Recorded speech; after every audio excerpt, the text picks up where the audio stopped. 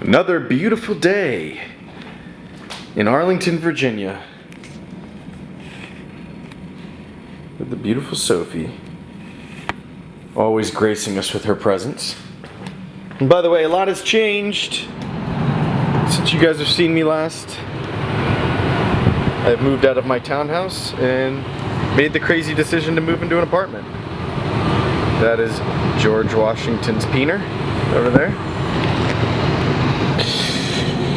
All right.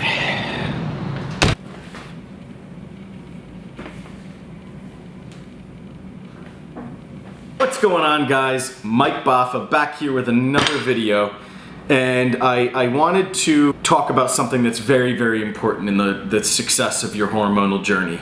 So, you know, we've talked a lot about estrogen. We've talked a lot about how the estrogen affects the mind and how to control the estrogen and why you need to stay off of AIs and how they can be detrimental to your success, yet also can be used as a tool if need be, if necessary. The goal should always be to not be on AIs. But anyway, I digress. This is an up and down journey. I've been doing this now for I think 5 or 6 years. I've been on hormonal replacement therapy or testosterone replacement therapy, to be specific. Through this entire journey, besides knowing what to do and how to improve your situation and how to, ensure that you're on the best regimen possible, is ensuring that you have the best support system that you can have. It's so important that through anything challenging in your life, and this is a lifetime challenge once you start, and it's important that you have a support system, a team of people around you that are able to recognize your behavioral changes when you aren't able to, that are able to, point out the possibilities when you're not able to necessarily put a finger on it. When I talk about high or low estrogen, I can sit here all day and rattle off the symptoms that are associated with the high and low estrogen. But it's important to understand that when you are in the midst of experiencing these symptoms, you don't necessarily always catch it right away. And that's because your reality is your reality, right? Looking at things from an outside perspective are always going to be far more clear than being in the situation yourself.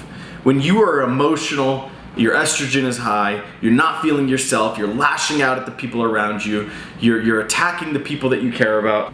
To you, the reasons that you're doing it feels real. And because of that, you're not gonna think that anything is wrong. Every once in a while, before I had people that were really able to identify my issues in my life, every once in a while I'd have moments where I'd be like 2-3 weeks into having a high estrogen bout where I'd sit and I'd realize, wow, I'm acting crazy. I am not being myself. I'm not treating the people around me the way I should. And I need to take a step back and figure out what's going on. And after a couple bouts of that, I started to catch it a little bit sooner. But no matter what, no matter how good you get at catching those issues, they're always gonna exist. It's always gonna happen, and there's always gonna be a period where you don't recognize it. Now I'm in a supportive relationship, I'm dating the right people, I'm dating the right person. This all starts with one thing: communication. You have to let the people in your life and the people around you know what you are going through. Whether it's your girlfriend, your mother, your wife, your children, your brother, your sister, your work colleagues. Help them understand what you go through. That way they can be there to support you, right?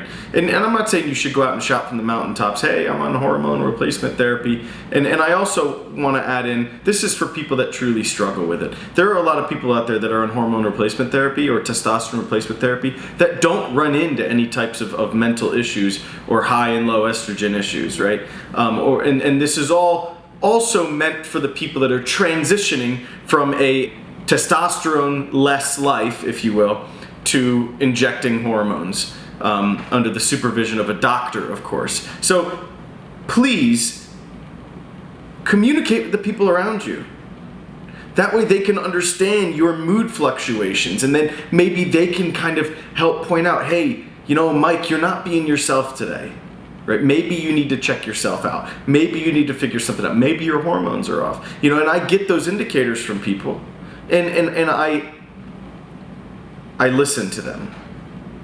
And you know, a lot of the times they're able to catch it before I can, right? People will recognize your mood changes immediately. And let me tell you something, high estrogen you versus low estrogen you, I guarantee you, is like a completely different person. So communicate with the people around you. Make sure that you have a good support system of people around you to help you through this journey. Don't do this alone. It can be dangerous if you do it alone. And understand that there are other people out there like me and many other people that are watching these videos that are going through the exact same thing as you. Keep your head up, stay smiling, and keep crushing life.